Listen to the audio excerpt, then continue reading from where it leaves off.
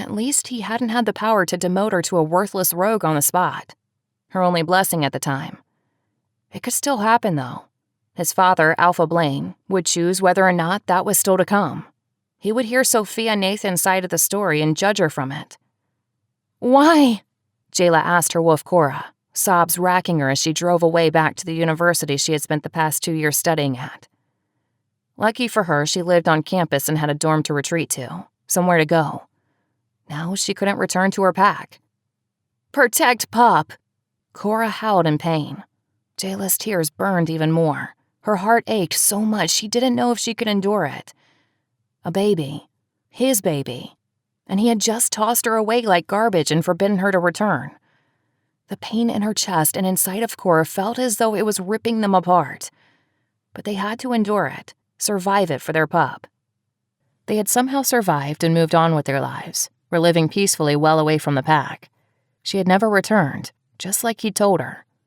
To this day, she was still somehow a member of the Blood Moon Pack. By the grace of Goddess, Alpha Blaine had never severed her from the pack. She was still tied to it in some small way. Her 3 children were playing and roughhousing with each other. Jayla had just gotten home from the law firm Stanton & Co. where she worked in the human world, as far away from wolfen society as she could get. Had stayed away even when she had desperately needed her family, learned to live alone, how to be strong for her children, made friends in the human world, created a somewhat human family attachment to help ease her pain and loneliness. Her son, so handsome and strong-willed, filled with determination and courage, just like his father, had blonde tousled hair and naturally tanned skin. He was so beautiful and full of life. He looked up at her with his brilliant green eyes, her eyes.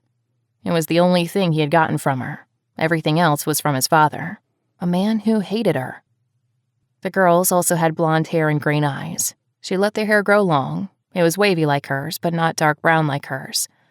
Their temperament was much softer than her son. He was much bigger and stronger, and was their protector at all times, though he was only born 3 minutes earlier. Little Nate was a good 2 inches taller than his identical sisters Lily and Rosalie.